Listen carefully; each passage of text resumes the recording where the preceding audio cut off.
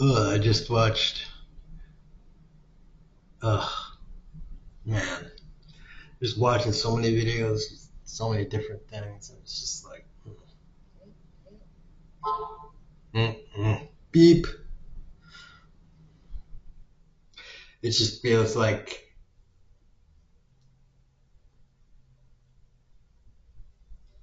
man, it feels more and more like Trump and his billionaire buddies.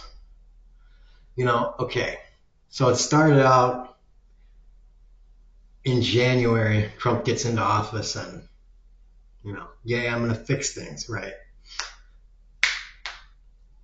Do you remember that basically Trump did, Trump basically did pump and dumps with, what did he do it with? He did it with stocks. I don't know if he did it with specific stocks or he did it with Bitcoin or did it with whatever. But yeah, it was like with his tariff thing, he was like, he even, because he kind of gave it away with his whole tariff thing. Like that first like 3 rounds of tariffs, he and his he did pump and dumps. Now it kind of seems like he and his billionaire buddies are doing a fucking pump and dump with America, with the United States itself, with the entire country, with the United States economy, with the United States people, with the United States military, with the food in the country, with whatever you want to do it. It's like now, because he and his fucking administration and everybody else that's just like, yeah, sure, whatever, do what you want to do. We bow to thee. They're just abdicating all power and all kind of responsibility. Congressmen and senators and Supreme Court, everybody is just saying, we trust you, do what you want to do. Meanwhile, the guy is just like, I can make money doing this. And he's an idiot, so he's just like, whatever, I'm going to make money doing it. And does he realize he needs to convert his dollars into a foreign currency? Because I mean, if he's going to continue doing what he's doing, the US dollar is going to be worth dick. Um, so he's got to convert his whatever. Maybe that's why he's got everything wrapped up in Bitcoin. But yeah, it's like he's doing a pump and dump on the United States economy. And that's what I was, now I remember what I was thinking about before when I was walking home. It's the classic capitalism shit. It was like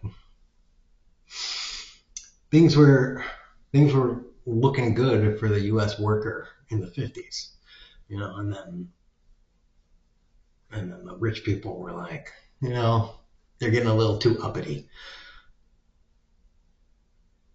We're gonna move all the factories to Mexico,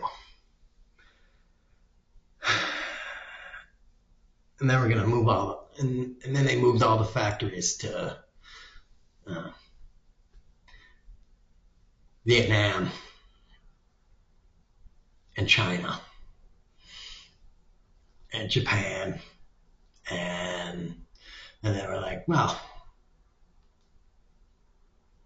now we're going to move all the factories to India, and the entirety of Africa and all of South America.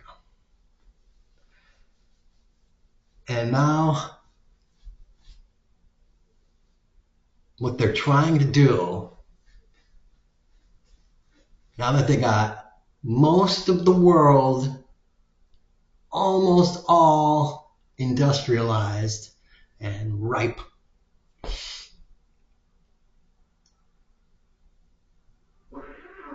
oh, that was a good fart, almost all the way built up, they're like, all right, now we need to make America great again.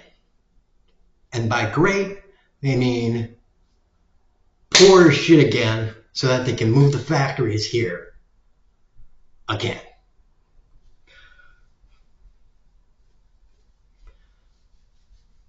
Because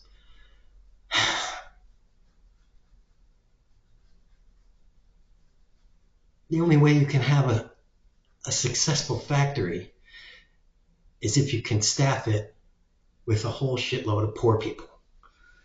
And you need Americans to be ridiculously poor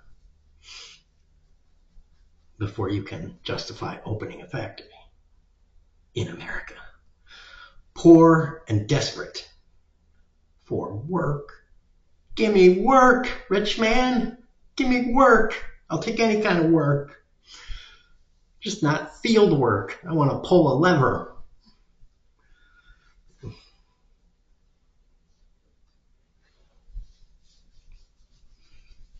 Oh, that was a great fart.